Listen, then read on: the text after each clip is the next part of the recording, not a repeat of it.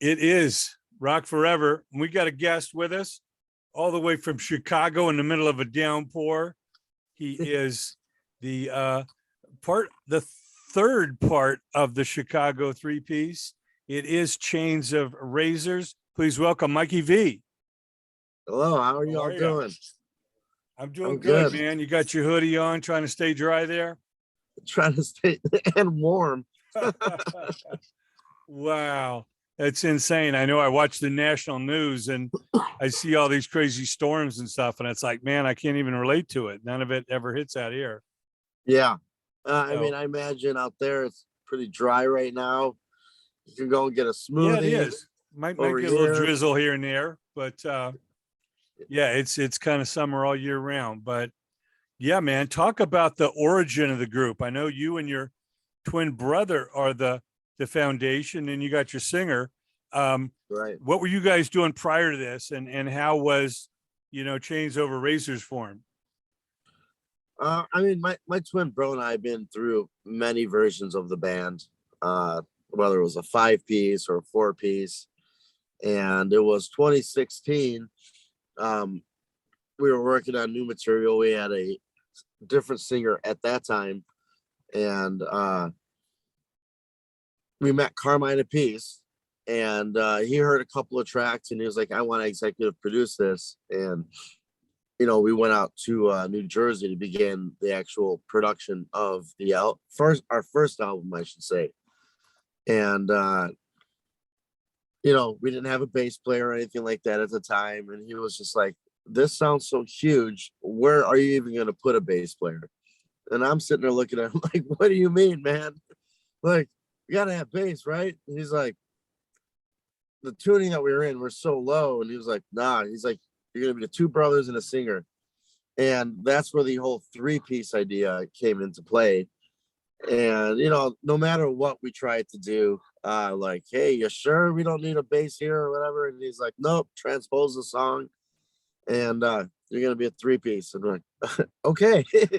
And it developed from there. And he was mentioning that, when my brother and I, always as kids would play music, that we would, play our favorite songs. And obviously we would try to make it sound as full as the whole band.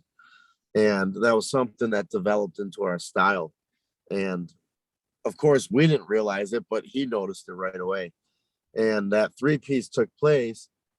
And of course, there was things you have to do for live, for bringing out a bass rig and splitting signals and whatnot. And as time developed, we're on the road and we were touring on that first album. And unfortunately, our singer at that time had problems with the home life they had to take care of, and which, we still talk every day. And he took care of it, of course, and is doing well.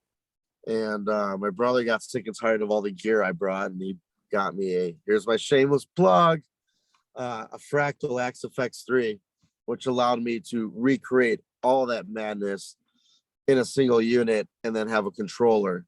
And then when we started our second album, we asked Carmine if he wanted to executive produce this new one. We had a new singer, William Mullen, who, by the way, is a badass.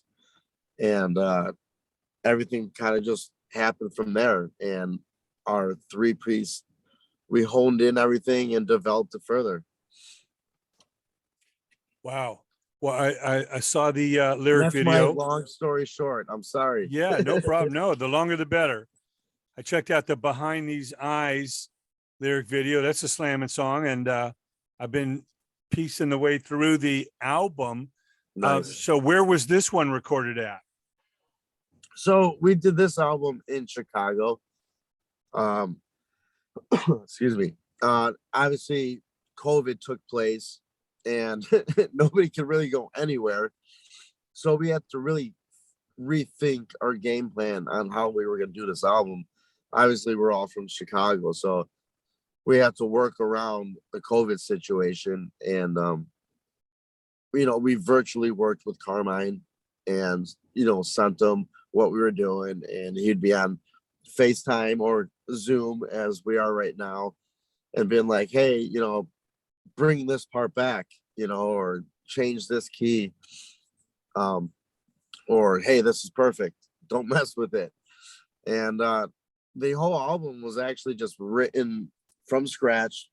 We had ideas, but we threw it all out of the picture, and I guess we were just angry in general, and we started from scratch. And we just wanted to take the approach of whatever happens happens, and we build from it from there. Whether it was, a lot of it was built on mistakes, or spontaneous moments of, a lot of improv that took place, and we just refined it and built every song in that way, as we felt that normally, when you write songs and you rehearse the hell out of them and then you go into a studio, you usually, I don't know if we can swear, but I'll say it, you usually beat the shit out of an idea. We didn't want to do that. We kind of wanted, the old school approach was, the tape machine is going, and what happens happens, and we'll build it from there. And every song developed that way, and we captured those magical moments that you could lose if you didn't have tape running. And we made sure we did that on every song. And Behind These Eyes actually was the first song we wrote on this album, and Carmine was like, it's fantastic, now match that or beat it with every song you write next. And it turns out Behind His Eyes was the first song, the first single to be launched. So we got a lot more to cook up. Yeah, no doubt. We are uncensored, and feel free to speak your mind. Yeah, it's a slamming album, and obviously you got a good label behind you, and Carmine's expertise with all his years in the business. We feel very blessed. Yeah. But besides his, tips here and there, what have you learned most of working with a veteran like Carmine Appice? Oh my God, where do you start? I mean, he had approaches of try not to play the same thing twice, was one of them. And that could mean in so many different ways. If you did a version of it, try to spin a slight variant of that.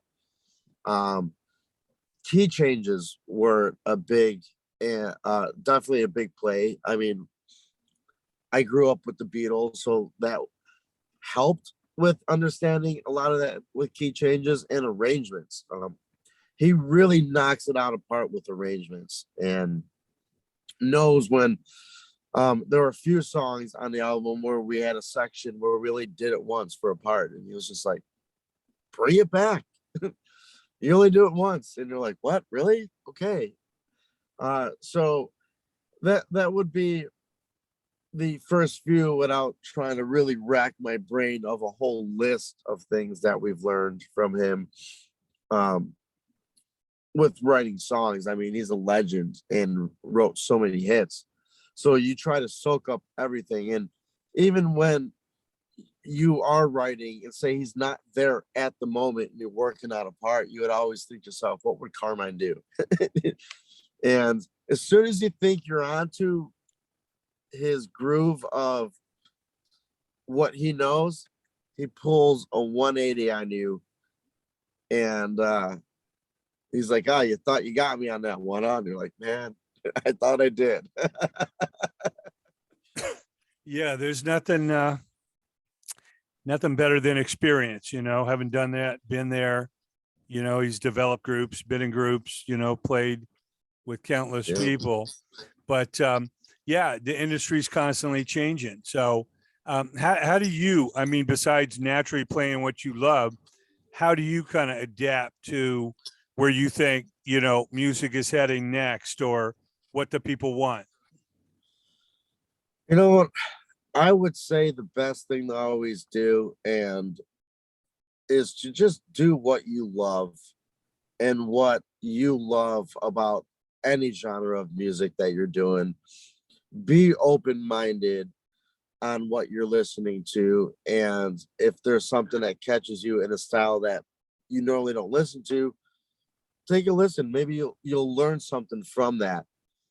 Obviously we're heavy metal, hard rock, but we listen to all kinds of music, and you might grab inspiration from that, and or learn a certain thing about that songwriting that you wouldn't have thought of.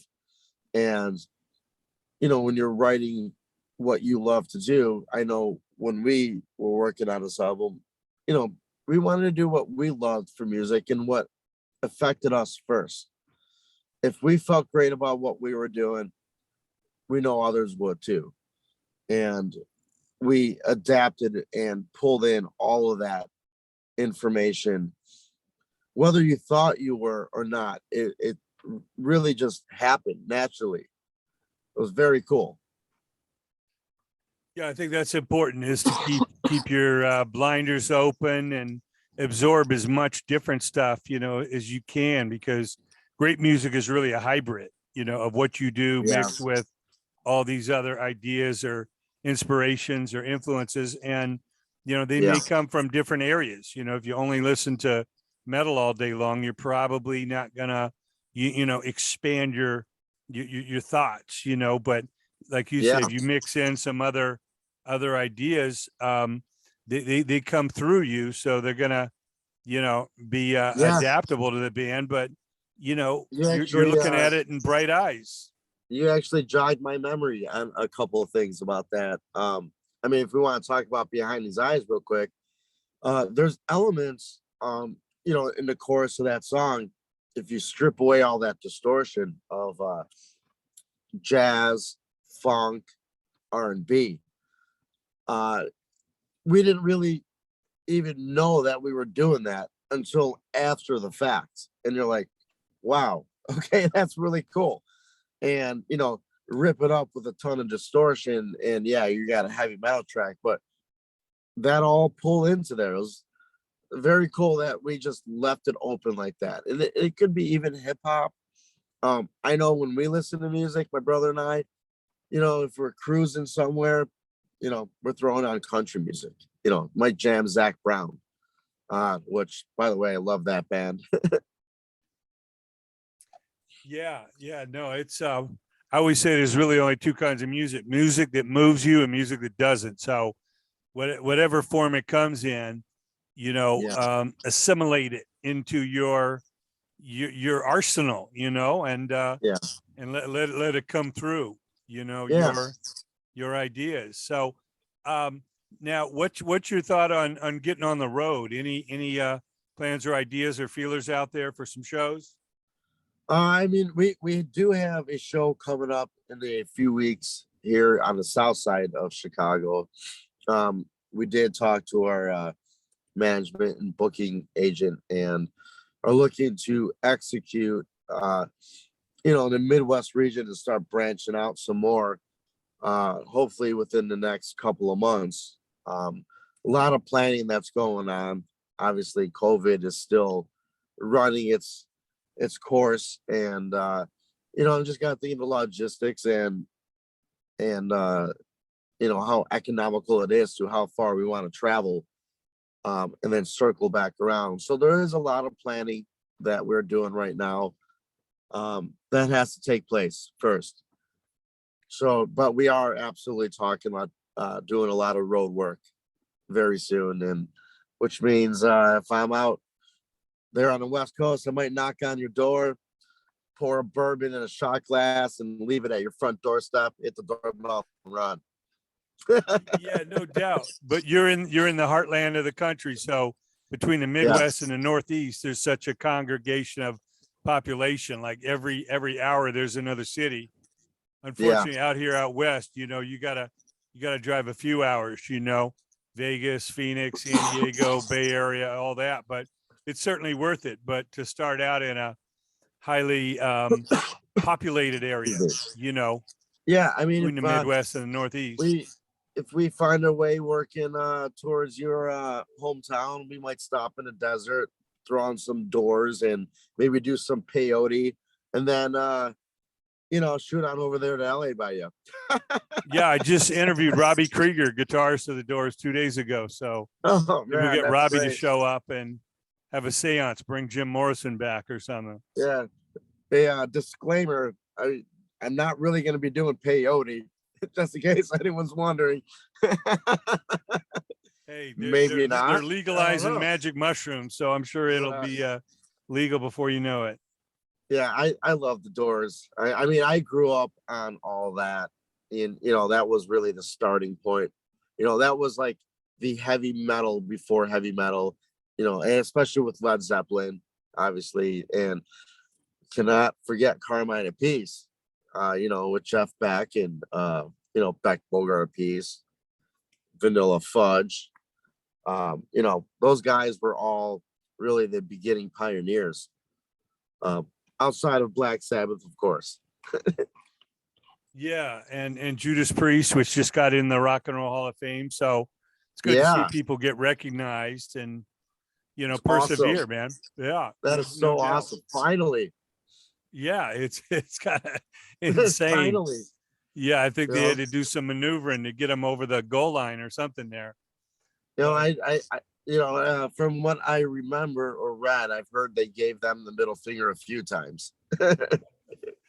Yeah, Judas yeah, Priest towards the Hall of Fame, I should know. say, gave them the middle finger. Iron Maiden says we don't even give a fuck. So Yeah, if you induct us, we won't be there. So whatever. man, those guys are playing huge shows, still flying themselves on their own 777 jet. Come on, they'll stop the expressways. They're flying into O'Hare with that jet. Yeah. It's like they're in Besides town, they're there. besides the legends, the classics, the OGs, who are some Yeah. of the other artists out there in today's world that you respect, you kind of look up to? I would, I'm gonna go back to my hometown brothers of the band Disturbed. They've been rocking it for 20 years strong and still kicking ass, man. And I've seen them at the beginning of it, and I saw them right before COVID hit, rocking out an arena. It's like, man, those guys are just ripping it up. So kudos to them, man, for surviving the madness. Yeah, I know they got a new record coming, so it's They do.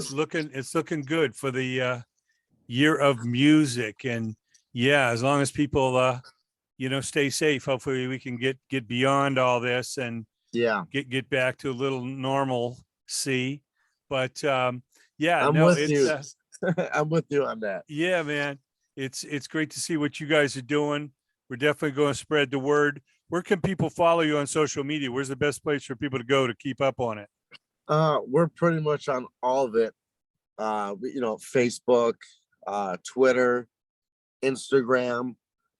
You can reach out to us. We will respond back to you, and we will talk to you. We're not on TikTok, not yet. Excuse me.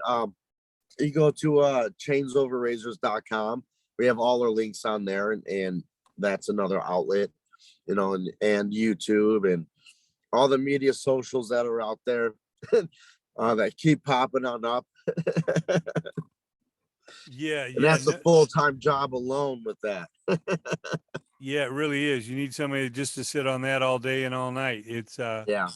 it's crazy how people get their information these days. But yeah, man, best of luck to you. I know the album is going to be well received, and we talk to Carmine all the time, so we'll definitely, man, fantastic. yeah, definitely let him know we're behind you guys. And yeah, best of luck, man, making it out here to California and the promised land, the Pacific Ocean.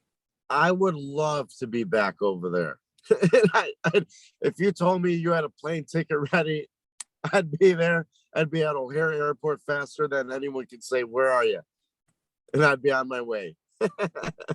All right, I love Mikey. California. Mikey, give our best to your brother and your singer, man. We'll be following following your progress and look forward to seeing you. Thank you so much.